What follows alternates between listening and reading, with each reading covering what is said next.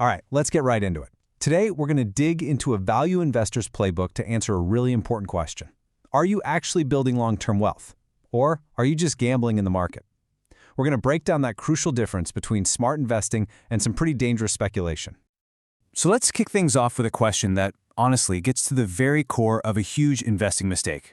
Are you constantly checking to see if you beat the market last year? Well, it turns out that might be the absolute wrong question to ask. Look, focusing on just one 12-month window, it's just so misleading. I mean, sure, maybe one of your hot stock picks doubled. That's awesome. But how much of your actual portfolio was that? Real sustainable wealth isn't about chasing last year's winners. It's built on a consistent process, smart position sizing, and a truly diversified portfolio. And that's really the whole point, right? You absolutely have to shift your mindset. Investing isn't some series of yearly sprints trying to beat an index. No, it's a marathon where the discipline you apply over decades is what's really going to determine your success in the end.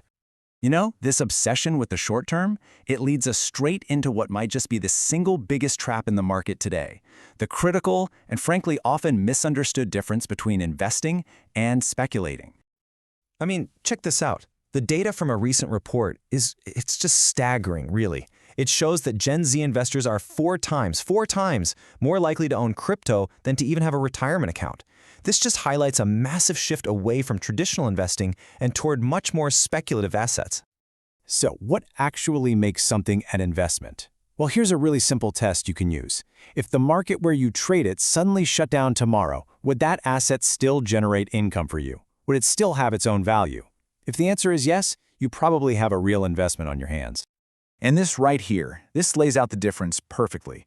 When you invest in stocks or real estate, you're buying a piece of a business that generates actual cash. You're an owner. Speculating, on the other hand, is just a bet. It's a bet that someone else, often called the greater fool, is going to come along and pay more for that asset than you did, all driven by hype and market sentiment, not actual business results.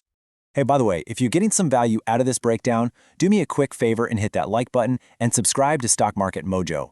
We've got a lot more deep dives just like this one to help you become a smarter, more disciplined investor.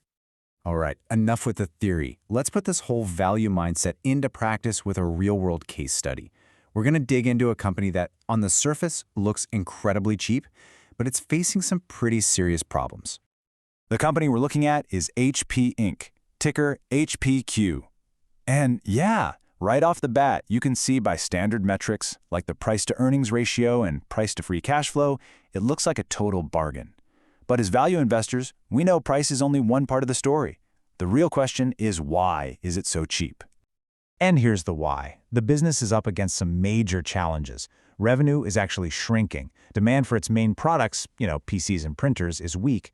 And to make things worse, rising costs are squeezing their profits, and some analysts are even calling it an AI loser. Yikes! So yeah, the company's cheap, and now we know why. But for a value investor, the real question is this.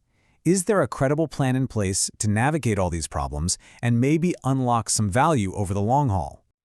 First things first, we have to talk about the elephant in the room, the debt. We're talking $58 billion. That is a massive liability. That kind of debt can really limit a company's options, and it's a huge risk, especially when your revenues are falling. So that's a major concern we just can't ignore.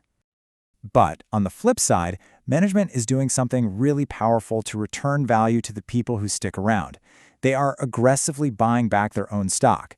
Think about it. By cutting the number of shares almost in half over the past decade, your slice of the company's earnings pie just got a whole lot bigger. And HP isn't just taking this lying down. This is their game plan, their multi-pronged strategy to fight back against all those headwinds. They're working on AI integration. They're targeting huge cost savings. They're trying to shift to more stable subscription revenue, and they're expanding into new growth areas like 3D printing. Okay, so we've got the good, we've got the bad, and we have their potential turnaround plan. With all this floating around, how in the world do we figure out what a fair price to actually pay for this business is? Well, we can use a pretty straightforward four-step process to get an idea.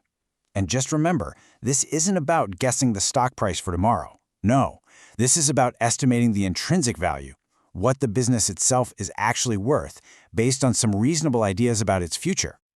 So here's what those assumptions look like. We're going to model a range of outcomes, from a low case all the way to a high case. And what I want you to notice here is just how conservative we're being.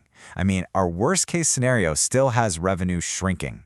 By doing this, by being pessimistic, we're building in what's called a margin of safety.